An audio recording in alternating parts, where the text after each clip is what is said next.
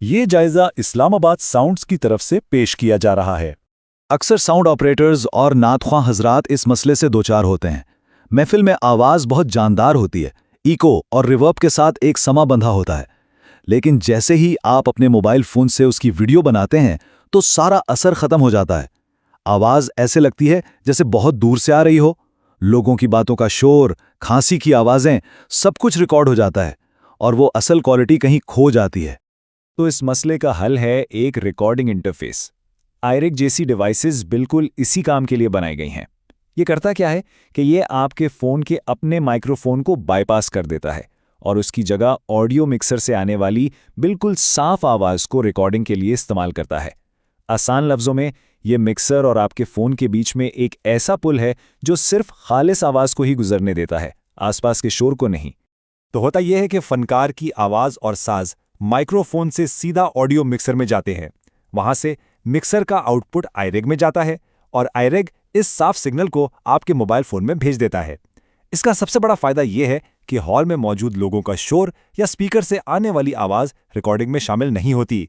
आपको बिल्कुल वही आवाज़ मिलती है जो साउंड ऑपरेटर मिक्सर पर सुन रहा होता है। तो अब आते हैं असल मौजू पर कि आयरेग 1 और आयरेग 2 में बुनियादी फ़र्क क्या है, ख़ास तौर पे जब मकसद लाइव प्रोग्राम को ऑडियो मिक्सर से रिकॉर्ड करना हो। देखें, इस टेबल में जो सबसे अहम और फैसलाकुन चीज़ है वो है आयरेग 2 का इनपुट गेन कंट्रोल। असल आयरेग में ये नहीं था। अब होता यह है कि मिक्सर से आने वाला आउटपुट सिग्नल काफ़ी तेज़ यानी हॉट होता है।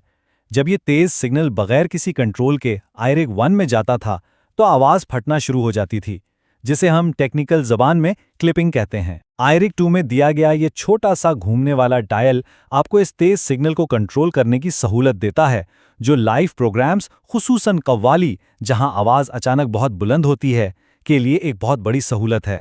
सच पूछे तो यही गेन कंट्रोल वो वाहिद खुसूसियत है जो आयरेग 2 को लाइव महफिल के रिकॉर्डिंग के लिए एक कारामद टूल बनाती है। ये आपको आवाज़ को फटने से बचाने और एक साफ मुतवाज़न रिकॉर्डिंग हासिल करने का इख्तियार देता है। ये चीज़ आयरेग 1 के साथ मुमकिन ही नहीं थी। अच्छा, तो जब आपके पास आयरेग 2 आ गया तो इसे मिक्सर के साथ जोड़ने का सही तरीका क्या है, ये जानना बहुत ज़रूरी है ताकि आप इस डिवाइस से बेहतरीन नतीजा हासिल कर सकें।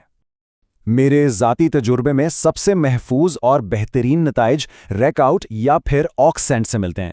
इनका सिग्नल लेवल आमतौर पर कंट्रोल्ड होता है। मेन आउट भी इस्तेमाल कर सकते हैं, लेकिन इसमें एहतियात की ज़रूरत है क्योंकि इसका लेवल सीधा मास्टर वॉल्यूम के साथ जुड़ा होता है और अगर वो ज़्यादा हुआ तो सिग्नल आयरेग को ओवरलोड कर सकता है। हेडफोन आउटपुट भी एक अच्छा ऑप्शन है क्योंकि इसका अपना वॉल्यूम कंट्रोल होता है, जिससे आपको सिग्नल को काबू करने में मज़ीद आसानी होती है। इसे जोड़ने का तरीका बहुत आसान है। एक केबल मिक्सर के आउटपुट से आयरेग के इनपुट में लगाएं, फिर आयरेग को अपने फ़ोन के हेडफोन जैक में लगा दें। आयरेग 2 का एक और बड़ा फ़ायदा यह है कि आप इसमें हेडफोन लगाकर आने वाली आवाज़ को बराह रास्त सुन सकते हैं, ताकि आपको पता हो कि रिकॉर्डिंग कैसी हो रही है। और हाँ, ये याद रखें कि अपनी रिकॉर्डिंग ऐप की सेटिंग्स में जाकर ऑडियो सोर्स को एक्सटर्नल माइक पर सेट करना लाजमी है। ये एक बहुत अहम उसूल है जो हमेशा याद रखना चाहिए। हमेशा कम लेवल से शुरू करें। मिक्सर का आउटपुट और आयरेग का गेन दोनों को कम रखें और फिर हेडफोन में सुनते हुए आहिस्ता आहिस्ता लेवल को बढ़ाएं जब तक आपको एक साफ और वाज़ेह आवाज़ ना मिल जाए। इस तरीके से आपकी रिकॉर्डिंग कभी ख़राब नहीं होगी। अब ज़रा बात कर लेते हैं ऑडियो क्वालिटी की। ये समझना ज़रूरी है कि इस डिवाइस से किस हद तक अच्छी क्वालिटी की तवक्को रखनी चाहिए। ये बात खुद आयरेग बनाने वाली कंपनी IK मल्टीमीडिया कहती है।